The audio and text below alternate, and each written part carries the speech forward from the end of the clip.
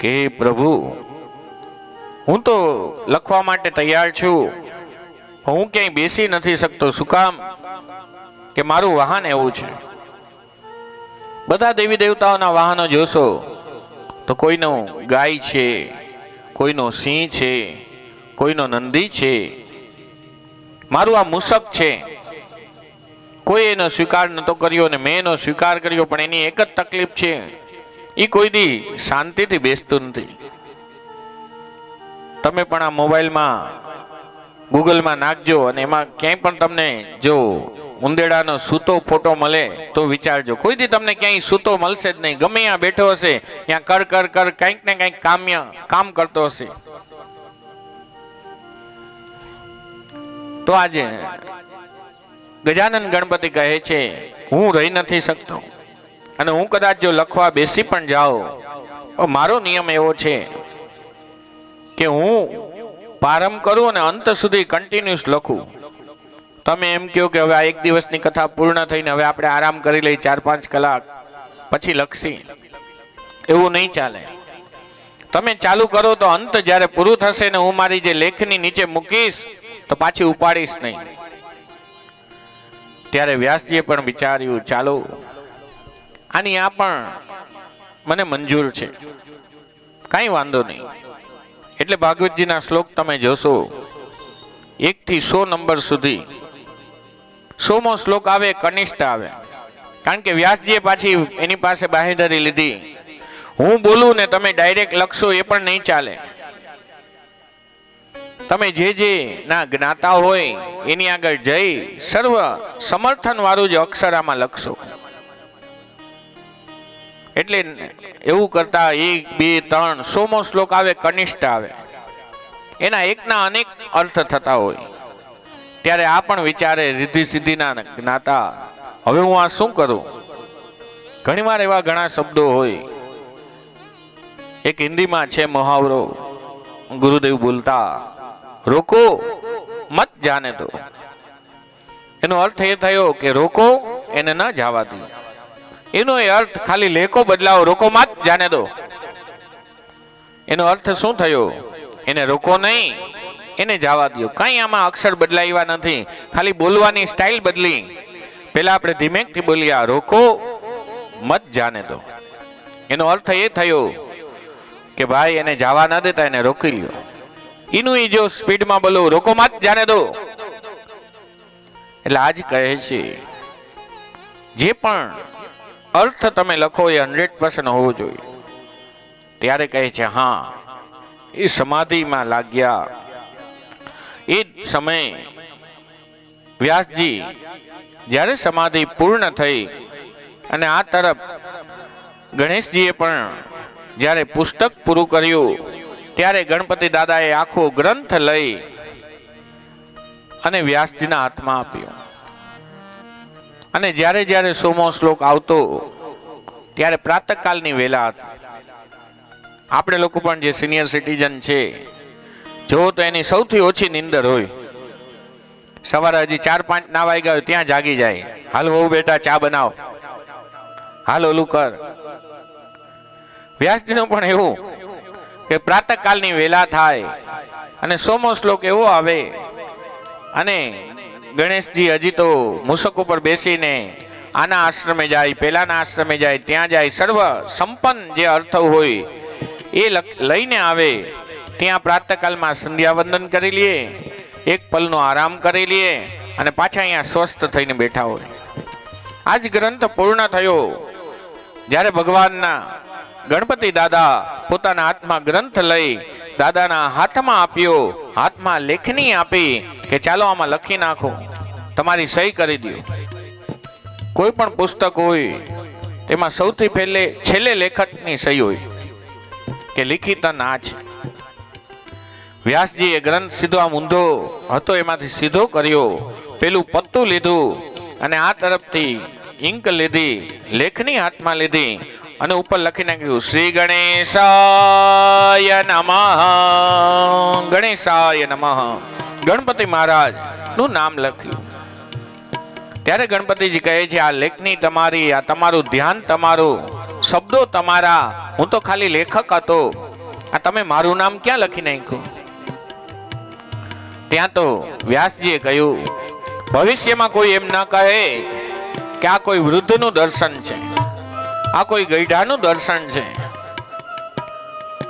એટલે આપણે ભાગવતજી સાંભળો તો ખબર પડે, જે લેખન લખવાનું જે કામ કર્યું એ ગણપતિ દાદા પણ યૌવન, યાની નાની ઉંમરના. પરીક્ષિત ની આપણે કથા સાંભળશી હમણાં, તો એ પણ કોઈ વયોવૃદ્ધ નહીં, એ પણ નાની ઉંમરના.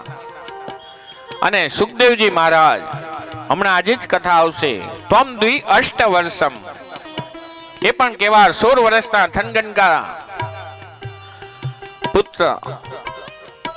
એ આ યુવાનનો ગ્રંથ છે.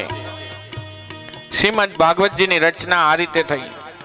સ્વરૂપ કેવું, આની ભાષા કઈ, એમાં કેટલા અધ્યાય આવે, એમાં કેટલા મંત્રો આવે, કેટલા એમાં સ્કંદ આવે, એ બધું આપણા એક લેખકે ગાયેલું છે. આપણે લોકો પણ સાથે અખંડ ભુવન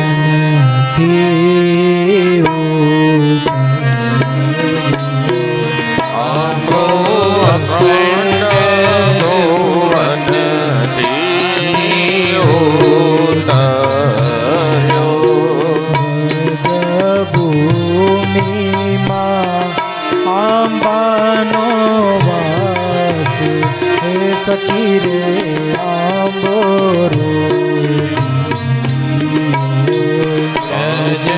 ભૂમિ માનો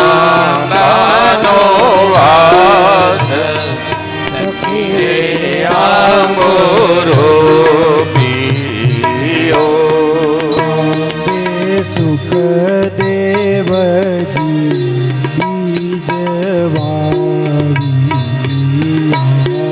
અંબે વસુદેવજીએ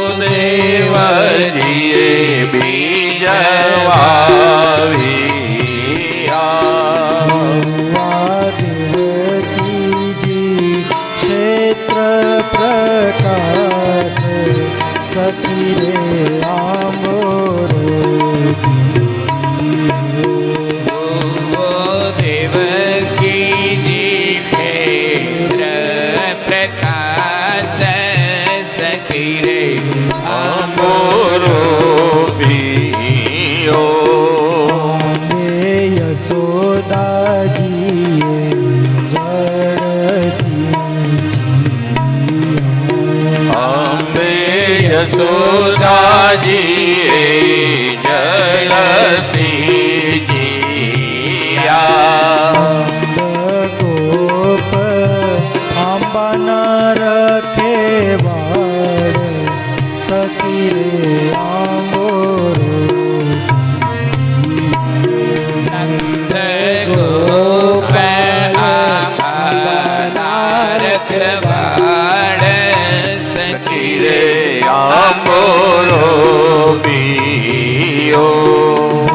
માજીએ તે ચાંદપત્ર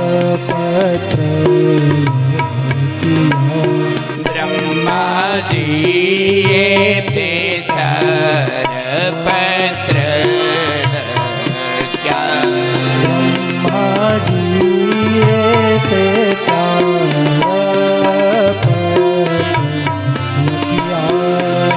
બ્રહ્માજીએ તે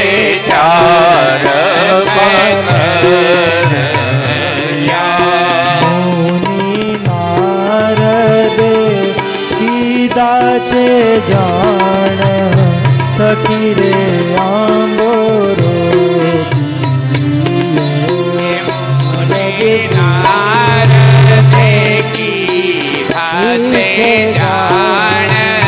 સખી રે આંબોરો પિયો. વ્યાસ મુનિએ તે ચાર પત્ર વ્યાસ મુનિ દે ચાર પત્ર કર્યા. નવખંડ માં છે નામ,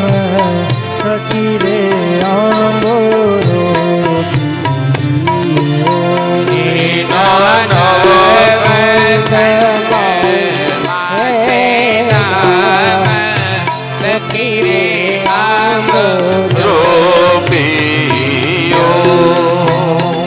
ધ્રુવ પ્રહલાદે અનુભવ્યો આંબો ધ્રુવ પ્રહલાદે અનુભવ્યો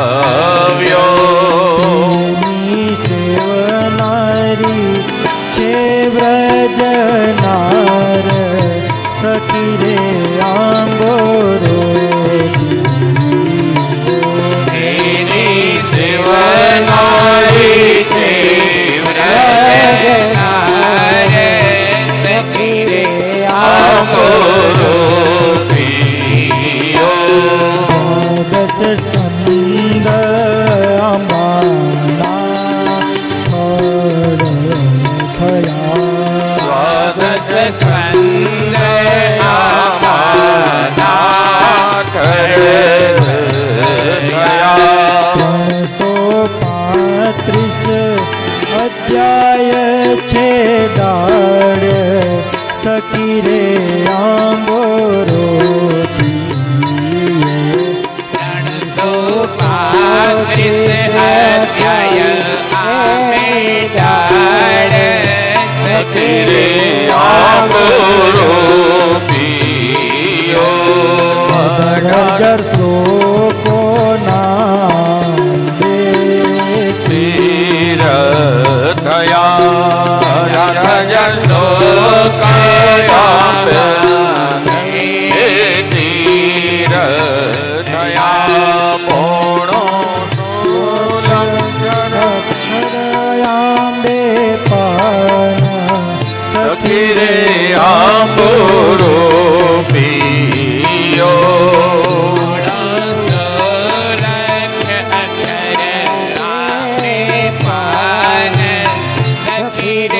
આંબો રૂપિયો વૃક્ષ થઈ આંબો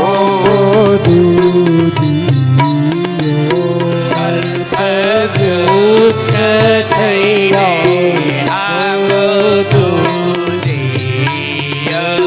તેની 14 ભુવનમાં છે છાયા સખી રે આંબો રૂપિયો એની 14 ભુવન છે છાય સખી રે આંબો રૂપિય 343 ના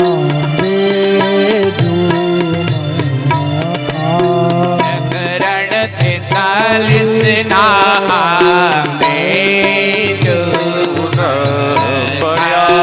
શ્રીમદ ભાગવત આંબાના ફળ સખી રે આંબોરો શ્રીમદ ભગવત રામા ફળ સખી રે આંબો આંબો રૂપિયો ફળ સુખ દેવજી મેળી લઈ ગયા ફળ સુખ દેવજી લઈ ગયા પરીક્ષિત બેઠા છે ગંગાને તીર સખી રે આંબોરો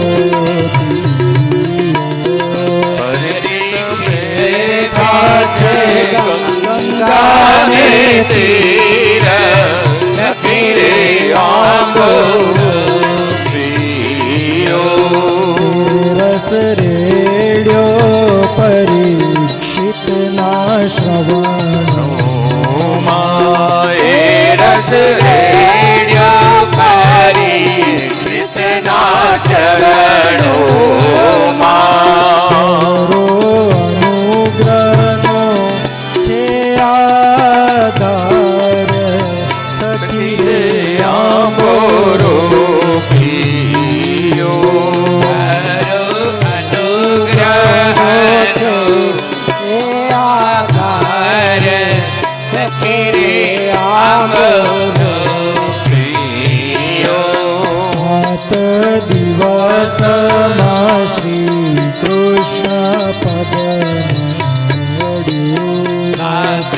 દિવસમાં શ્રી કૃષ્ણ પદ મળ્યું. જય શ્રી પુરુષોત્તમ અભિરામ સખી રે રામોરો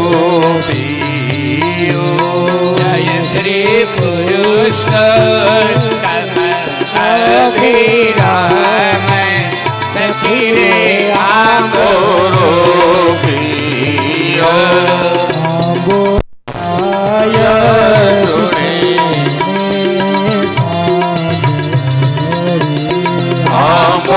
ગાય સુને ને સાંભળે. એનો પ્રભુના ચરણોમાં છે વાસ સખી રે આંબોરો એનો પ્રભુનો વાસ સખી રે આંબોરો આંબો અખંડ ભુવનથી આંબો અખંડ ભુવનથી ઉતર્યો. આંબો અખંડ ભુવનથી ઉતર્યો. આંબો અખંડ ભુવનથી ઉતર્યો.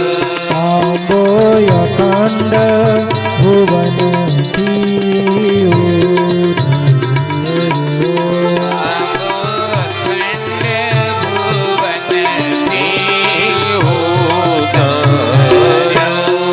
આંબો અખંડ ભુવનથી ઉતર્યો. આ આંબો જે આપણે ગાય એની અંદર એની બધી ડિટેલ આવે કે ભાગવતજી ના સ્કંદ કેટલા, અને આપણે ત્યાં શ્રીજી બાવાનું જે સ્વરૂપ છે એની સાથે ભાગવતજીને સરખાવવામાં આવ્યા છે. દ્વાદશાંગો એ પુરુષ, અને ભાગવત સાક્ષાત વાંગમય સ્વરૂપ શ્રીજી બાવાનું સ્વરૂપ છે, વાણીમય સ્વરૂપ. એટલે એમાં કહે કે શ્રીજી બાવાના જે બંને ચરણારવિંદ છે, યાની બંને જે પગ છે, એનો પહેલો અને બીજા નંબરનો સ્કંદ, પછી બીજું ત્રીજો અને ચોથો સ્કંદ એના બાહુ, પાંચમો અને છઠ્ઠો સ્કંદ એમના સાથળ, સાતમો સ્કંદ એ મુઠ્ઠી વાળેલો હાથ, આઠમો અને નવમો એમનું વસ્ત્રસ્થલ, દસમો સ્કંદ યાની હૃદય, 11મો સ્કંદ યાની મસ્તક, અને 12મો સ્કંદ યાની ભગવાને ઊંચો કરેલો હાથ. અને આપણે વિચારીએ શ્રીજી બાબા હાથ ઊંચો કરી રહ્યા છે, એમાંથી એક અંગૂઠો એક બહાર છે, અને માયાને કહે છે કે હે માયા, આ જે ભક્ત મારા ચરણારવિંદમાં આવી ગયો છે, લે એને મુઠ્ઠિકા ભલે આખી બંધ હોય તો એક અંગૂઠો જ બહાર છે. સરખામણી મહાપ્રભુજીએ તો શ્રીનાથજીનો એ સળંગ બતાવી. અને આપણે વિચારીએ કે આ રીતે હોય, એક નીચે એક ઉપર, તો કઈ રીતે આ ગ્રાહ્ય થાય? ત્યારે કહે છે મહાપ્રભુજી કહે છે, શ્રીનાથજીના સળંગ અંગ જો, ચરણ, જાંગ, વસ્ત્રસ્થલ, એ રીતે પેલું આવે ચરણ, પેલો અને બીજો સ્કંદ છે ચરણારવિંદ છે. પછી એ રીતે અલગ અલગ કહ્યું. પણ આ કરુણામય માં જે શ્રીજી બાબા છે, કરુણા રૂપી માં છે. આપણે એને શ્રીજી બાબા કઈ પણ એક માના રૂપે જ આપણા ઉપર રહે છે. માની પાસે આમ દોડતું જ્યારે માં ઊંચો હાથ કરે ત્યારે હજી ગોઠણિયા ભર ચાલતો દીકરો હોય તો એ શું કરે? આમ નજીક આવે, માના પગ પકડે. એટલે મહાપ્રભુજી કહે છે કે આ પેલો અને બીજો સ્કંદ છે એ શ્રીજી બાબાના ચરણારવિંદ છે. પછી માં શું કરે? નાનો એવો દીકરો આવ્યો હોય તો માં એનો ઉભો કરે, શ્રીજી બાવા રૂપી માં અનંત જન્મોથી જે વિખૂટો પડેલો આ જીવ છે એને પોતાની પાસે બોલાવતા હોય, એની તુષા તૃપ્ત કરતા હોય, અને જીવ જ્યારે આવી એના પગ પકડે ત્યારે એના બે તરફથી એના હાથ પકડી લે, બાહુ પકડી લે, કૃપા વરસાવે. એટલે બાળકના જે બાહુ પકડ્યા એટલે ત્રીજો અને ચોથો સ્કંદ એ બાહુ થયા. શ્રીજી બાબા બાળકને લઈ અને એમના જાંગ ઉપર બેસાડે ત્યારે મુઠ્ઠી વાળેલો જે હાથ છે શ્રીજી બાબાનો એ બાળકના મસ્તક નીચે મૂકે. એટલે પાંચમો ને છઠ્ઠો સ્કંદ એમના સાથળ થયા. જે મુઠ્ઠી વાળેલો હાથ હતો એમના મસ્તક નીચે મૂક્યો એટલે વસ્ત્રસ્થળ સુધી પહોંચી શક્યો. માથું ઊંચું કરી વસ્ત્રસ્થળને જોવે છે. એમાંથી પાવન કરનારી કૌશિક પણ એ મસ્તક પૂછતું નથી. ત્યારે માં પોતાનો હાથ લઈને નીચે મૂકે અને એટલે બાળક માથાના ટેકેથી એમના વસ્ત્રસ્થળ સુધી પહોંચી શક્યો. એટલે સાતમો સ્કંદ અને આઠમો સ્કંદ એ આવ્યા. આધાર મળ્યો એટલે મુખ પહોંચ્યું આઠમો અને નવમા સ્કંદ યાની વસ્ત્રસ્થળ સુધી. અને ત્યાં પહોંચ્યું ત્યાં તો માં એને પૈપાન વસ્ત્રસ્થળ સુધી પહોંચે, પૈપાન કરાવે. માના હૃદયમાંથી આનંદનો ઉત્સાહ નીકળતો હોય એટલે ઠાકોરજી દસમ સ્કંદે પોતાનું હૃદય બનાવ્યું. માં પણ બાળકને પોતાના માં ખોવાયેલું જોવે. જ્યારે ખોડામાં બેઠું હોય ત્યારે માં શું કરે, આપણે લૌકિકમાં પણ એના માથા ઉપર હાથ ફેરવીએ એટલે અને એનું મસ્તક ચૂમીએ એટલે એનું જે કપાળ છે એનું મસ્તક છે એ 11મો સ્કંદ. 12મો સ્કંદ એટલે શું, જે ભગવાને ઊંચો કરેલો હાથ હતો અને અહીંયા એક બાર આજા મેરે શ્રીનાથ કી શરણ મેં, એ 12મો સ્કંદ. જન્મો જન્મથી વિખૂટો પડેલો જીવાત્મા જ્યારે એમના વસ્ત્રસ્થળમાંથી રસપાન કરી રહ્યો હોય ત્યારે આ 12 અંગ દ્વારા એને લાલિત કરતા હોય. અને તમે જ્યારે શ્રીજી બાવાના દર્શન કરવા જાઓ, મંગલાના સ્વરૂપમાં દર્શન કરવા જાઓ ત્યારે જે પીઠિકા, હમણાં આપણે ગયા વર્ષે અયોધ્યામાં રામ જન્મ થયું, રામજીની જે સ્વરૂપ મૂર્તિ પધરાવવામાં આવી તેમાં જે બોર્ડર હતી એમાં એક પીઠિકા, એને પીઠિકા કહી અમે લોકો. તો એની અંદર પણ એક એક મનચાહા પશુ, મનચાહા અવશેષો ન હોય. ભગવાનના નિયમ પ્રમાણે જે હોય એ જ એમાં રહી શકે. તો શ્રીજી બાવાના દર્શન, તમે મંગલાના દર્શન કરવા જાઓ ત્યારે તમને આખા મયુરેશ્વરના દર્શન થાય, આખા પીઠિકાના દર્શન થાય. તો એમાં શું શું હોય, તો એમાં એક ગાય હોય, એક ઘેટું હોય, એક પોપટ હોય, એક સર્પ હોય અને અનેક ચિહ્નો અંદર હોય. સૌથી પહેલા તો તમે પીઠિકાના દર્શન કરો મંગલાની અંદર, તેમાં તમને 2 ગાય બતાશે. એક એનું પ્રતીક છે, પ્રથમ સ્કંદનું પ્રતીક છે. પ્રથમ સ્કંદ ની અંદર તમે હમણાં આપણે કથા સાંભળી રહ્યા છીએ ત્યારે પૃથ્વી અને ધર્મનો સંવાદ આવશે. એટલે ગાયનું પ્રતીક એની અંદર છે. એટલે પ્રથમ સ્કંદ, 2 ગાય પ્રથમ સ્કંદનું પ્રતીક. પછી એમાં સુક યાની મોરનું, આપણે સુક યાની પોપટનું ચિહ્ન છે પીઠિકામાં. દ્વિતીય સ્કંદ જ્યાંથી સુખદેવ વાચા આવશે એટલે એમાં દ્વિતીય સ્કંદનું એ પ્રતીક એ મોર આપણે પોપટ છે. કંદરાની અંદર ત્રીજું સ્વરૂપ શેનું હશે, એક ઋષિ સમાધિમાં બેઠા હશે. એ શેનું પ્રતીક, તૃતીય સ્કંદનું, જેની અંદર આપણે કપિલ ભગવાનની કથા સાંભળશી એનું પ્રતીક. કંદરામાં મુનિઓ બેઠા છે, નર નારાયણ ભગવાન છે, ચોથા સ્કંદનું પ્રતીક.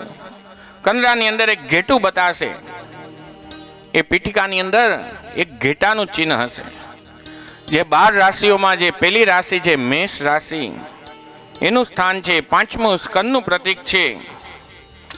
5મા સ્કંદની અંદર બધી જ્યોતિષ આદિ ભૃગોર આદિની કથાઓ આવે. પછી આપણે એની અંદર એક વાછરડું હશે જે ગાયનું દૂધ પીતું હશે એવું પ્રતીક હશે. એ દૂધ પીતું હોય, એ પુષ્ટિ, એ કૃપા, એ છઠ્ઠા સ્કંદનું. છઠ્ઠા સ્કંદની અંદર જ્યારે પૃથ્વીને દોવાની વાત આવશે ત્યારે એને વાછરડું બનીને જશે અને દોતા હશે. પછી એની અંદર એક નરસિંહ ભગવાનનું ચિહ્ન હશે. એ શેનું છે તો એ સાતમા સ્કંદનું પ્રતીક છે. પછી શ્રીનાથજીની કંદરામાં એક સર્પ બતાતો હશે, એ આઠમા સ્કંદનું પ્રતીક છે. સમુદ્ર મંથનમાં જ્યારે તક્ષકને એને લઈ આવવામાં આવ્યો અને એ આઠમા સ્કંદનું પ્રતીક છે. એના પછી શ્રીનાથજીની કંદરામાં એક મોર પણ તમને બતાશે એ મૂર્તિની અંદર. આ તો પછી શિંગાર થઈ જાય, પછી આપણે ખાલી ભગવાનનું મુખારવિંદ અને હસ્ત જ બતાતા હોય. મંગલાના દર્શન કરવા જાઓ ત્યારે તમને આ બધા જ ચિહ્નો બતાય. આ મોર બતાશે. મોર એટલે શું? નિષ્કામ પ્રાણી કહેવામાં આવ્યો છે. નિષ્કામ ભક્તિનું પ્રતીક, યાની નવમા સ્કંદ, જેમાં આપણે રામકથા, સૂર્યવંશની કથાઓ સાંભળશી.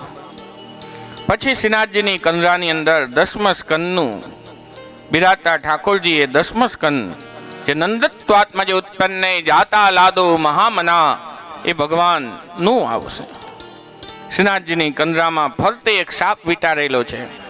એ મૂર્તિમાં તમે જોશો તો આમ ચારે બાજુ નાગ બતાવેલો બતાશે. એ 11મા સ્કંદ મુક્તિ લીલા, તમે એમાંથી મુક્ત થાઓ એ સમય. અને નાગનું એક કાર્ય શું? જ્યારે જ્યારે સમય આવે ત્યારે પોતાની શરીરનું જે છે એ ત્યાગ કરે, નવું શરીર પ્રાપ્ત કરે, કરટલી ઉતારે, જેને આપણે કાટલી કહી. 12મો સ્કંદ એ શ્રીજી બાબાનો કંદરા ઉપર ઊંચો કરેલો હાથ, જે જન્મો જન્મથી વિખૂટો પડેલો જીવાત્મા છે એને ઉપરથી આમ હાથ ફેરવતા હોય, આવી જા એક બાર આજા, એક બાર આજા શ્રીનાથ કે ચરણ में, તું એક બાર આજા શ્રીનાથ કે ચરણ में. એ દ્વાદશ આ 12 સ્કંદની કથા આપણે ગુજરાતીમાં એ આંબો સાંભળ્યો.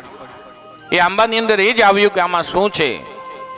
ગઈકાલે પણ મેં આપ લોકોને કહ્યું હતું કે ભગવાનને પુકારવા હોય તો એક ફોન નંબર છે.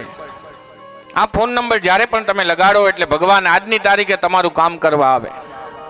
તો આપણે હમણાં જ આમાં ગુજરાતીમાં ગાઈ ગયા, અને જો તમારે લખવું હોય તો હું બોલી દઉં 18351200.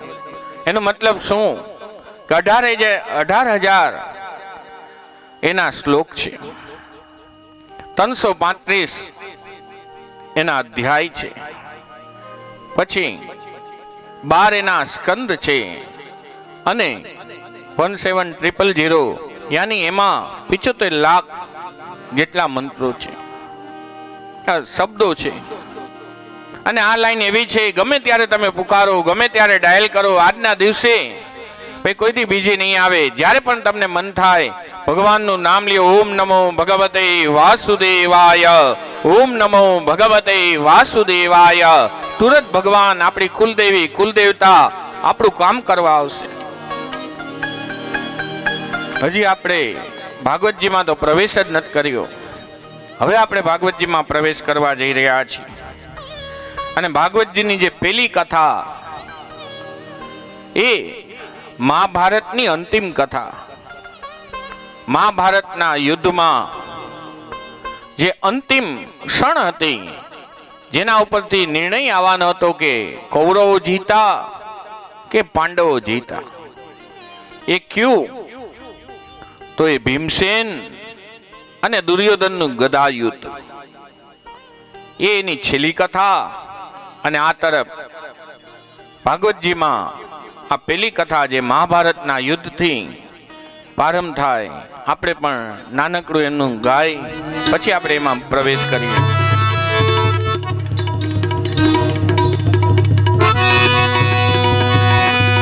મહાભારત મહાભારત મહાભારત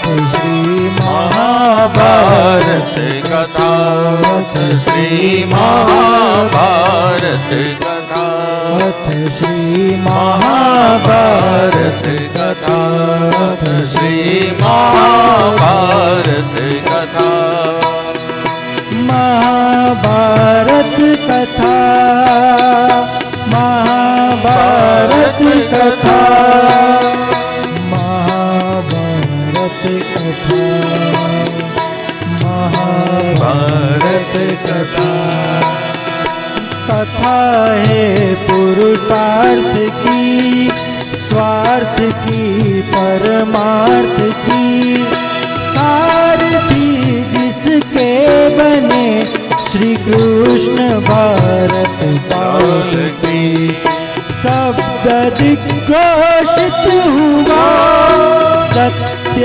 सार्थक सर्वदा शब्द दिग्घोषित हुआ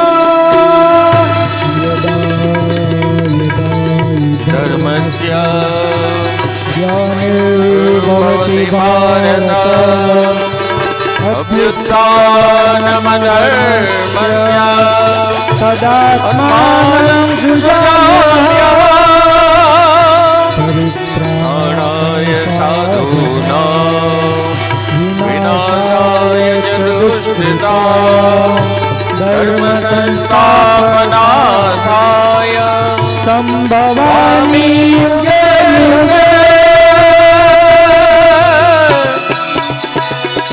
भारत की है कहानी सदियों से भी पुरानी ये गंगा ऋषियों की अमर रानी ये विश्व भारती है वीरों की आरती है पुरानी भारत की ये कहानी महाभारत महाभारत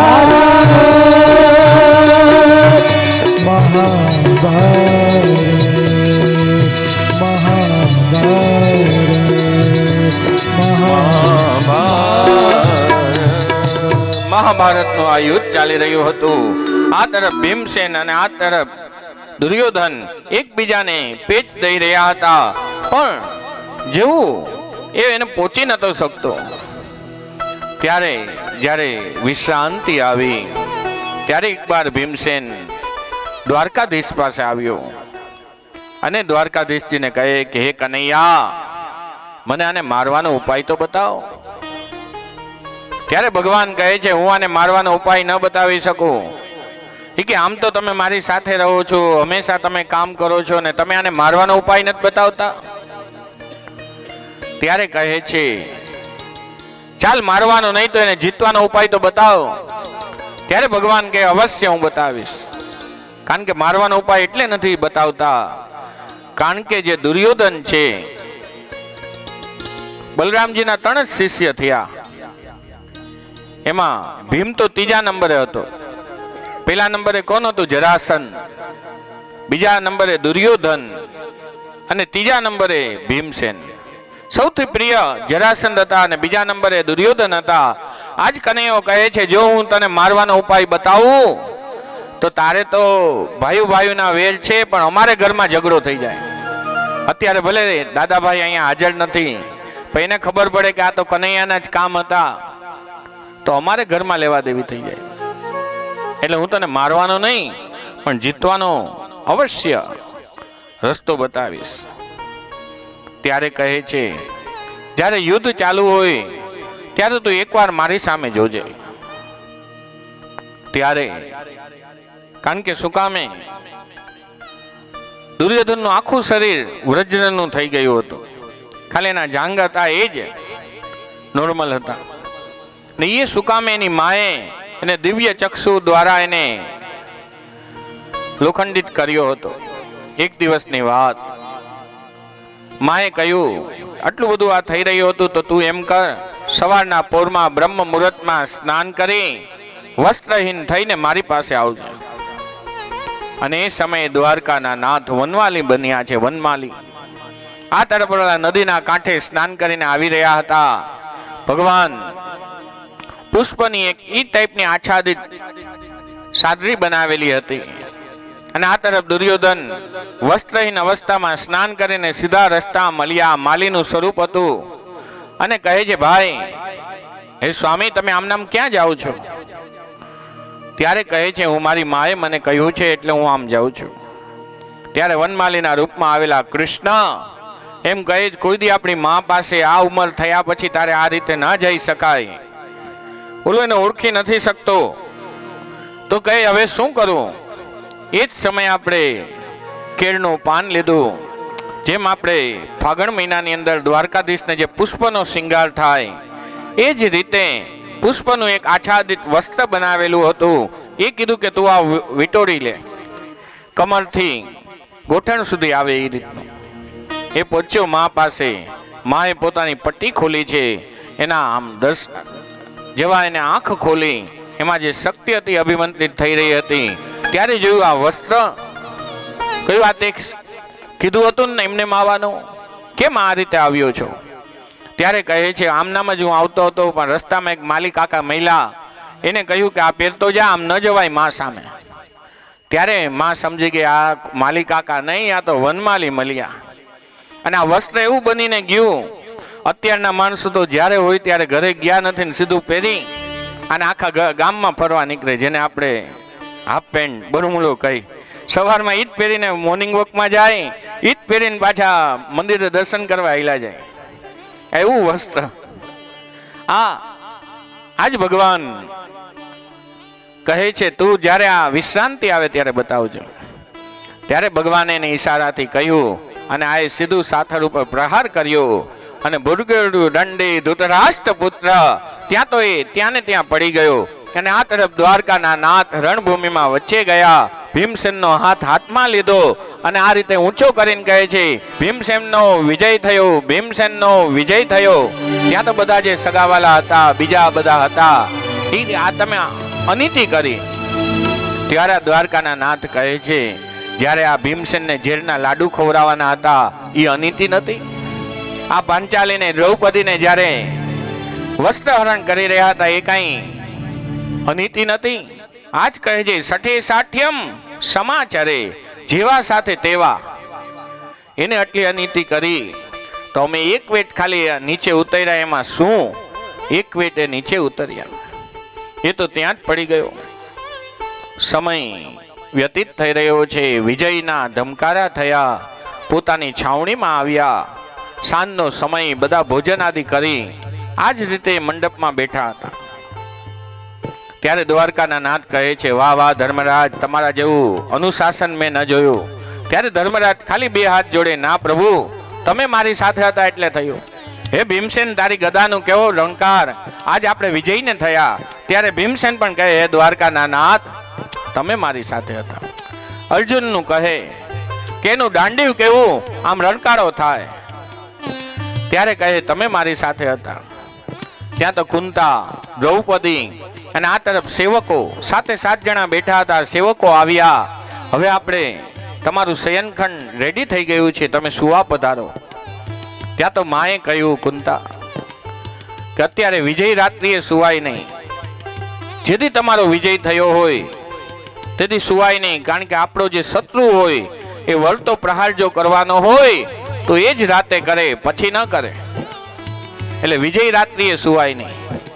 પછી જ્યારે વ્રત કરતા હોય આપણે, એ રાત્રિએ સુવાય નહીં. એટલે આપણે એને જાગરણ કહી. હવે તો જાગરણના નિયમો બદલી ગયા. હવે આપણે ઉજાગરો કરવા માંડ્યા. પેલા આપણે ફૂલકાજીનું વ્રત કરતા, જયા પાર્વતીનું વ્રત કરતા, એવ્રત જીવ્રતનું વ્રત કરતા. ત્યારે શું કરતા? આજથી 30-35 વર્ષ પહેલા કે 50 વર્ષ પહેલા સોસાયટીમાં બધા ભેગા થાય, ગામના ચોરે, ગામના મંદિરે ભેગા થાય, આમ મંડળી બને, આમને સામને ભજનની ટૂંક ચાલતી હોય. ઓલા કે મીઠે રસ સે ભરી રાધા રાની લાગે, તો ઓલા ગૌ પર બોલે ગાગર મોરી ભર દે મૈયા, મેં અખીને કહું પ્યાસી. એવી રીતે પછી આપણે ધીરે ધીરે એ ભજનમાંથી આવ્યા અંતાક્ષરીમાં, પિક્ચરના ગીતોમાં આવ્યા, એ ચાલતું રહ્યું. પછી ધીરે ધીરે એ પણ વિસરાતું ગયું. પછી આપણે શું કરીએ સોસાયટીની વચ્ચે, હવે આ ટીવી એટલા બધા થઈ ગયા, પેલા આટલા નહોતા. આખું સોસાયટીમાં એક જણાના ઘરે ટીવી હોય, એક જણાના ઘરે ઓલો ટેલિફોન હોય, પીપી. આપણે એને જેના ઘરે ફોન હોય એની કેટલી ઇજ્જત કરતા કે ભાઈ આના ઘરે આપણા કોઈ સગાનો ફોન આવશે, આપણે બોલાવા નહીં આવે, પેલું ઘરે બને તો એને દેવા જાય. તો પછી શું થયું, પછી આપણે વીસીઆર મગાવતા, વચ્ચે ભેગા થતા, ટીવી મૂકતા અને પછી કેસેટ જોતા. હવે એ પણ બંધ થયો. હજી પણ આપણે ટોરી તો બનીએ જ છીએ, ગોલ ચકેડ્યું તો બનીએ જ છીએ. હવે શું છે, હવે આપણે રાતે ડબ્બો ભરીને બેઠા હોય, સવારે ડબ્બો ઘરનું ઘર લઈને બેઠા હોય, આ બાજુ આભૂષણો લઈને બેઠા હોય, રાતે આપણે કરોડપતિ હોય, સવારે રોડપતિ થઈ જાય. આ ડબ્બો અહીંયાથી ભરેલો હોય, સામેની સાઈડ ચાલ્યો જાય. પછી આપણે કહી કે અમે જાગરણ કર્યું, પછી એમ કહી કે મેં આ લગ્ન કર્યા અને હારી હલવાઈ ગઈ, આ તો હારો જુગારી મહિલો. ત્યારે ભગવાન કે ભાઈ જ્યારે આ વ્રત ચાલુ હતું, બેસવાનું હતું ભજનમાં, ત્યારે તમે શું કર્યું હતું? પાના જ બદલાવ્યા હતા. પછી મેં પાનું બદલાવી નાખ્યું, ઓલો ભગત દેવાનો હતો એમાંથી આ ઠક ભગત દઈ દીધો. એટલે કહી છે જ્યારે જ્યારે ભગવાનનું સ્મરણ કરો એ જાગરણ, અને આને આપણે ઉજાગરો કહી. એટલે આપણે સવારે પડે, નોકરીએ જાય, ક્યાંક જાય તો એમ કહે આજે ઉજાગરો છે. શું કામ? નહીં તો આપણે એમ કહેતા જાગરણ છે. હવે આપણે બીજે દિવસ સવારનો શબ્દ જ આવો હોય, હજી આજ તમે જોઈ લેજો, હમણાં જ આવશે. એમ કહેશે ઉજાગરો છે. શું? તો રાતે આ કાલ દીકરીના હતું ગોરમાનું જાગરણ, એમાં અમે રહી ગયા હતા. ઉજાગરો, જ્યાં ઉજાગરો હોય ત્યાં ઉથાપન જ હોય, ઉથલ પાથલ જ થાય, ત્યાં કઈ સીધું થાય નહીં. આજે આ કહે છે કે વિજય રાત્રિ છે, આજે આપણે શું ન જોઈ તો કે શું કરશી? દ્વારકાના નાથ ને બધા બેઠા છે. તો કહે છે એમ કરો, ચાલો આપણા જે 5 દીકરા છે નાના, એ ભલે સુઈ જતા. એ 5 દીકરાની લાક્ષણિયતા એવી હતી, ધર્મરાજનો દીકરો ધર્મરાજ જેવો, ભીમસેનનો દીકરો ભીમસેન જેવો, જેવા જેવા હતા એવું જ ઓનું હાઈટ બોડી હતું. અને આ તરફ રણ મેદાનની અંદર એક દુખારાના અવાજ આવી રહ્યા છે. એક ઘોડો ટબડક ટબડક ટબડક જઈ રહ્યો હતો. એને કોઈ રુદનનો અવાજ આવ્યો. એને જોયું કે આ કઈ તરફથી રુદનનો અવાજ આવે છે, જોયું કે આ તરફથી આવી રહ્યો છે, એ તરફ ગયો.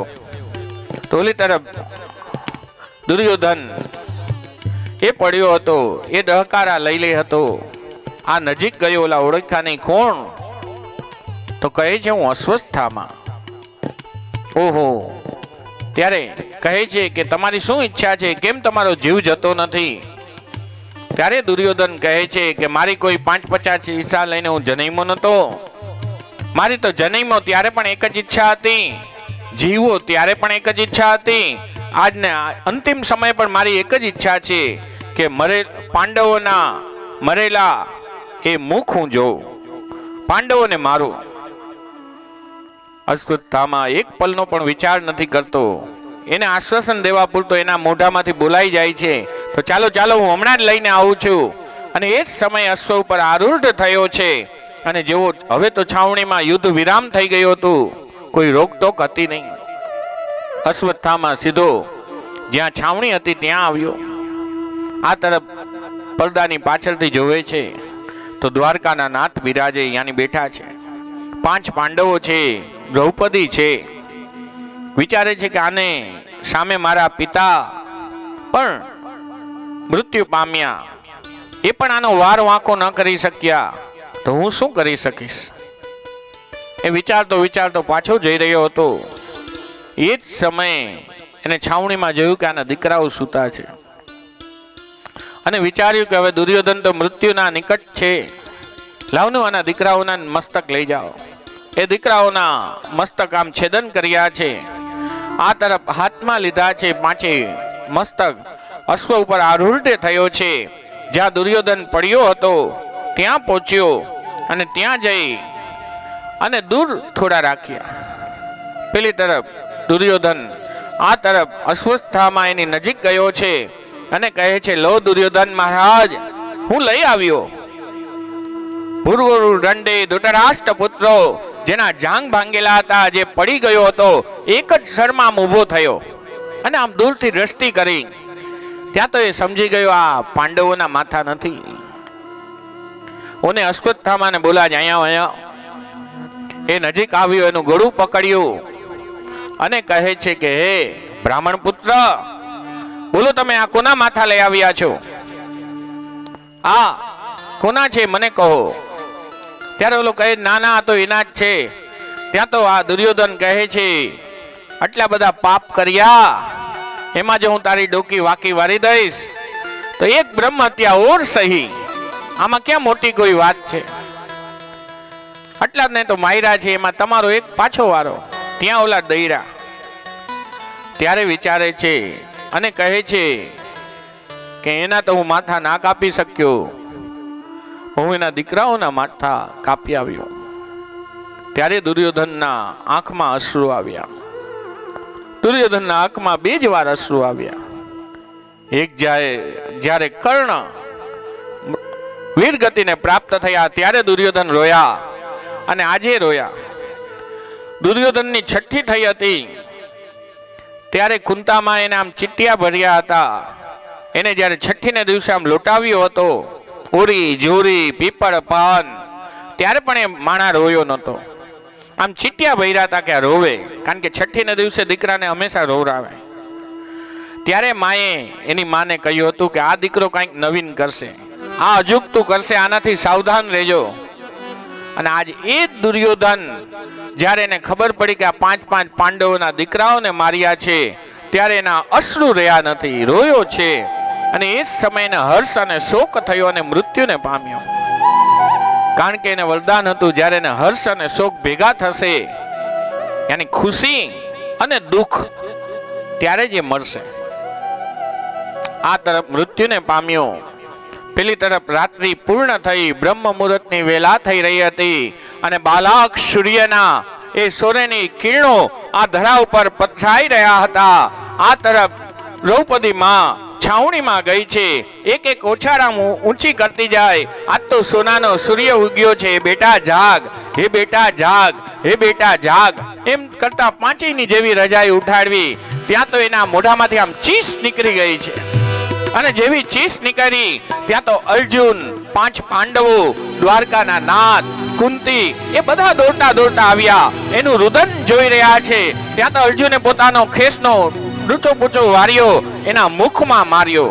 હે દ્રૌપદી, પેલી વાર તું રોઈ હતી ત્યારે અમે મહાભારતનું યુદ્ધ કરી નાખ્યું.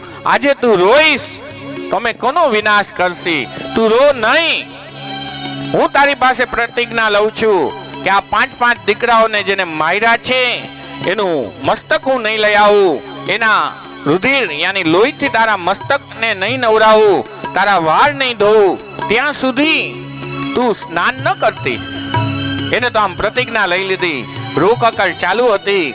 પોતાના રથમાં આમ બેસવા જાય અને ત્યારે એને યાદ આવ્યું કે મને એ તો નથી ખબર કે મારો શત્રુ કોણ છે. આ તરફ દ્વારકાના નાથ, કારણ કે ભગવાનનો એક નિયમ છે, જ્યાં પણ રૂખ કકર હોય ત્યાંથી દૂર ભાગે, કોઈ દી ત્યાં ન હોય. આપણે લોકો મંદિરે જાય, ઘરના મંદિરમાં હોય, આપણે નાસીપાસ થયા હોય અને આપણે જ્યારે રોવા માંડીએ છીએ, આપણા અશ્રુ આમ નીકળે એની પહેલા તો આપણો નાથ ચાલ્યો ગયો હોય. આજ જેવો સ્વસ્થ થયો અને આ તરફ દ્વારકાના નાથને વંદન કર્યા કે હે દ્વારકાના નાથ, આજ હું જાણતો નથી કે મારો શત્રુ કોણ છે. હવે તમે મારા પાછા રથની આ રાસ પકડો. ત્યારે શૈબ્ય, સુગ્રીવ, બલાહ, મેઘપુષ્પ એ નામના જે ઘોડા હતા એને પાછા બાંધ્યા અને દ્વારકાના નાથે આજ પાછી રાસ હાથમાં લીધી છે. આ તરફ અર્જુન પાછળ બેઠો છે અને રથ તબડક તબડક ચાલી રહ્યો છે. અને હવે ભગવાન કહે છે કે તું સાવધાન રહેજે. પેલી તરફ અશ્વત્થામાને પણ ખબર હતી કે જેવું જો પાંડવોને ખબર પડશે કે આ મારું કૃત્ય છે, હું જીવતો નહીં રહું. 100 યજન વગર બ્રેકે દોડી શકે એવો ઘોડો એને લીધો. એના ઉપર અશ્વત્થામા છે. આ તરફ આ રથની અંદર છે, રથ આમ ચાલી રહ્યો છે. દ્વારકાના નાથ આમ અને વીર્ય નાખતા રહે છે, એને ઓજસ કરતા રહે છે કે હે અર્જુન, તું જાગૃત રહેજે, ગમે ત્યારે તારી સામે તારો શત્રુ આવી જશે. ઓલો પણ આમ થનગનતો હોય, બોલો દ્વારકાના નાથ, બોલો. ત્યાં તો બહેનો જ્યારે ઘોડાની બાજુમાં આ તરફ અશ્વત્થામાનો રથ ઘોડો હતો, આ તરફ રથ બે એક સમાન સાથે થયા છે. ત્યારે કહે છે વેચ્છેદમ દ્રોણપુત્રસ્ય. દ્વારકાના નાથે ભાગવતજીની અંદર કોઈ દી અશ્વત્થામાનું નામ મોઢે નથી લીધું. જ્યારે પણ બોલ્યા ત્યારે શું બોલ્યા? આ દ્રોણપુત્ર, ગુરુપુત્ર. નોર્મલ મળતા ત્યારે કહેતા હે ગુરુપુત્ર, આનંદમાં તો છો ને? આ દ્વારકાના નાથ કહે છે કે હે અર્જુન, તારો જો શત્રુ છે તો આ અશ્વત્થામા, કે આને લઈ લે, હારે આપણે બધાની વચ્ચે ને દંડ દેસી, અહીંયા મારસી, અહીંયા ન મરાય. ગામના મોઢે ગયણા ન બાંધી શકાય કે આ કરશે કે નહીં કરે. એટલે કહે છે એને લીધું છે સાથે. વહાં દ્રૌપદી જ્યાં રુદન કરી રહી હતી, જે જગ્યાએ હતી ત્યાં આને પકડીને લાવ્યા છે. અને આ તરફ દ્રૌપદીએ જોયું આ તો ગુરુપુત્ર છે. ત્યાં તો એ જે રોતી હતી એ સ્વસ્થ થઈ. મુચ્યતામ એષ બ્રાહ્મણામ નિતરામ ગુરુ. આ તો બ્રાહ્મણનો દીકરો છે, આપણી ગુરુનો દીકરો છે, આને મરાય નહીં. આને કેમ પકડીને લાવ્યા છો? ત્યાં તો કહે છે હે દેવી, આજ આપણા દીકરાઓનો મારનારો છે. તો પણ એનું એક જ શબ્દ હોય છે, મુચ્યતામ એષ. આ બ્રાહ્મણ છે, પાછો આપણો ગુરુનો દીકરો છે, પાછી ગૌતમી એની માં, એના પતિ પણ નથી, અને આજ એનું એક આધાર છે, આને મરાય નહીં. ત્યાં તો અર્જુન પણ ઢીલો પડ્યો, એને છોડી મૂકે. અને આ તરફ ભીમસેન અર્જુનને કહે છે કે અર્જુન, આ ઘરવાળીના આંખમાંથી બે ટીપા ટપ ટપ ટપ પડ્યા અને તું પીગળી ગયો. તું નહીં મારે તો હું મારી દઈશ. ત્યાં તો અર્જુન પણ વિચારા, મેં મૂક્યો ને આ હવે શું કરું? ત્યારે અર્જુન દ્વારકાધીશને કહે છે કે હે દ્વારકાના નાથ, આપ કંઈક બતાવો. ત્યારે દ્વારકાના નાથ કહે છે એમ કરો, હું અંદર રૂમમાં બેઠો છું, ત્યાં એક પછી એક મોકલજો, એક સાથે બેયને ન મોકલતા. અર્જુન બહાર આવ્યો. ભીમસેન કહે છે બોલ, તું મારે છે કે હું મારી દઉં? અર્જુન કહે છે ભાઈ, હું આનો નિર્ણય નથી લેવાનો, આનો નિર્ણય તો દ્વારકાના નાથ લેવાના છે. ત્યાં દ્રૌપદી કહે તો શું? તેમ કહ્યું એમ કર, પેલા આપ મળીને આવો. દ્રૌપદી અંદર આવ્યા, પાંચાલી અંદર આવ્યા. ભગવાન ત્યાં બેઠા હતા. ત્યાં એમનો જમણો હાથ લીધો, સાથળ ઉપર મૂક્યો, પોતાનો હાથ ઉપર મૂક્યો અને કહે છે ભાઈ, બ્રાહ્મણના દીકરાને મરાય? તો ભગવાન કહે છે ન મરાય.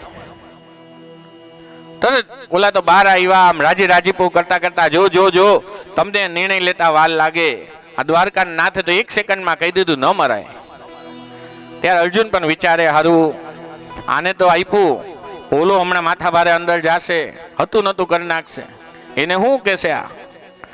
ત્યાં તો ભીમસેન આવ્યા. ભીમસેન પણ અંદર ગયા અને દ્વારકાના નાથને કહે, હે દ્વારકાના નાથ, બાળ હથિયારાનું શું કરાય? તો ભગવાન કે મારી નખાય. ત્યાં ભીમસેન બહાર આવ્યો અને અર્જુનને કહે છે જો જો તને નિર્ણય લેતા વાર લાગી, આજો દ્વારકાના નાથે તરત કહ્યું મારી નખાય. ત્યાં તો અર્જુન પાછો દ્વારકાના નાથ આગળ આવ્યો અને દ્વારકાના નાથને કહે છે દ્વારકાના નાથ, તમે આ બે બાજુ ડપ ડપ કરવાનું ક્યાં? ત્યાં દ્વારકાના નાથ કે આ એક જ વાજિંત્ર એવું છે, ઢોલક, ઢોલ. એમાં ગમે બે બાજુથી આમ થાપ મારો તો બે બાજુથી ધાડ નીકળે. બાકી બધા વાજિંત્રના રસોઈ ગીરગઈ અંદર હોય, અલગ હોય. એ એક જ એવું છે કે જેમાં બે એક સાથે નીકળે. એટલે કહે છે કે હે દ્વારકાના નાથ, આપ આ બબે સાઈડ શું કામે લ્યો છો? ત્યારે કહ્યું કે બ્રાહ્મણના દીકરાને, એને મને આવીને એમ પૂછ્યું દ્રૌપદીએ કે બ્રાહ્મણના દીકરાને મરાય? એટલે મેં કહ્યું ન મરાય. ઓલા એમ કહ્યું કે છોકરાઓને માર્યો હોય એને મરાય, બાલ હત્યારાનું શું કરાય? મેં કીધું મરાય, એમાં ક્યાં બીજી વાત છે? તો કહે છે નહીં, તાનું શું કરું? ત્યાં તો અશ્વત્થામાને લીધા છે અંદર, અને જેવું એને નજીક લઈ આવ્યા, એની શિખા પકડી છે, શિખાને એ રીતે લીધી, આ બાજુ તલવાર લીધી છે, અને એને મારવાનું કહે છે. વેચ્છેદમ દ્રોણપુત્રસ્ય, એમની શિખાનું છેદન કરો.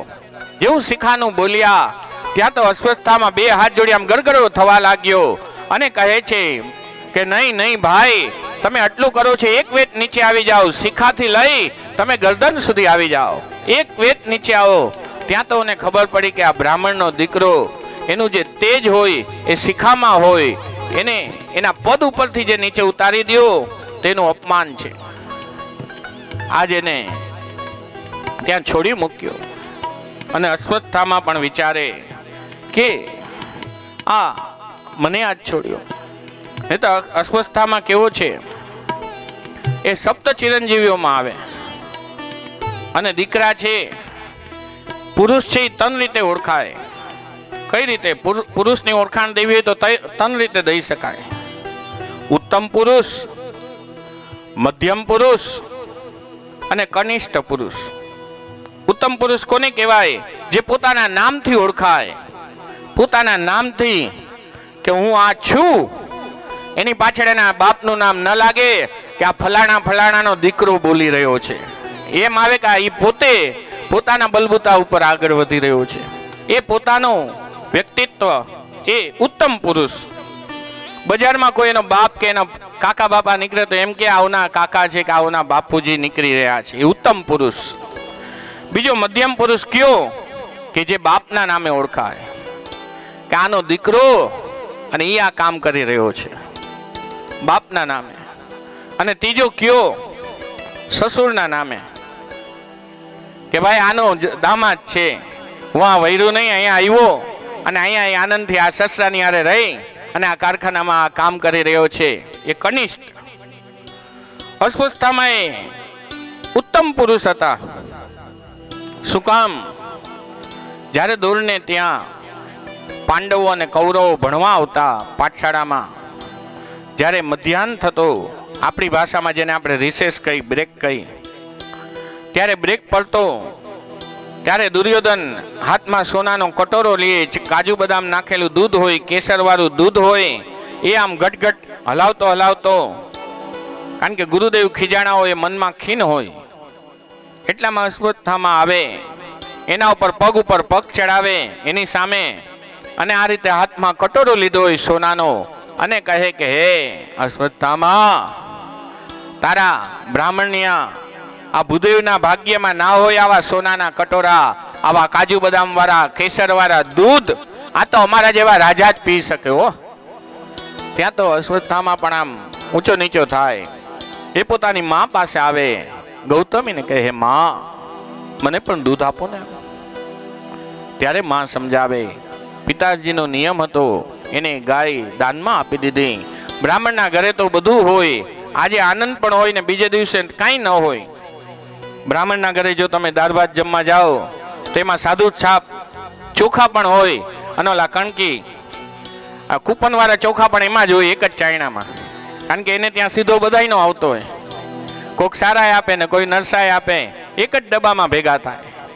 આજ કહે છે કે આપણા ઘરે દૂધ નથી, ત્યારે એકવાર આમ નિરાતે બેસી જાય, ભીતનો ટેકો લે, નીચો બેસે, પાછો બીજો પલમાં ઊભો થાય, માની પાસે જાય, એક માટીનું કટોરો લે, એમાં ચૂર્ણ, હરિદ્રા તેલ ચૂર્ણાબ્દિ, એમાં ચૂર્ણ યાની લોટ નાખે, એમાં હલ્દી પધરાવે, એમાં જલ નાખે, જલ પધરાવે, પછી એના આમ ઘટ હલાવે, અને દુર્યોધનની સામે પગ ઉપર પગ ચડાવીને બેઠો હોય, અને દુર્યોધનને લલકારે કે હે આંધ્રાના દીકરા, તું જે આ પી રહ્યો છો સોનાના કટોરામાં કાજુ બદામ વાળું આ દૂધ, એ તો દાસ દાસીઓનું બનાવેલું છે. માના હાથની લિજ્જત તું ક્યાં જાણે. આ તારા ભાગ્યમાં ના હોય અભાગ્યા, આ તો અમારા ભાગ્યમાં જ હોય. બ્રાહ્મણભાઈના ભાગમાં એ જ આવું બધું ખાઈ પી શકે, એ જ આવું કરી શકે, એ જ આવો આનંદ કરી શકે. ત્યારે દુર્યોધન પણ સણસણતો, એ પણ વિચારતો, ઓહો આ તો એ અસ્વસ્થતામાં. હવે તો આપણે જન્મદિવસના દિવસે વ્યવહાર બદલી ગયો. જેથી જન્મદિવસ હોય તેથી 8 દીવા પ્રજ્વલિત કરવા. કોના નામથી? જેને અમે સંસ્કૃતમાં માર્કંડી પૂજા કહી. અત્યારે આપણે કેક ઉપર મોમબત્તી મૂકીએ છીએ. એ તમે જોશો તો 8 જ હશે. આ બાજુ ચારક હોય, આ બાજુ ચારક હોય ને એક વચ્ચે હોય. એને આપણે દીકરા દીકરીને કહી છીએ આને બુજાવ.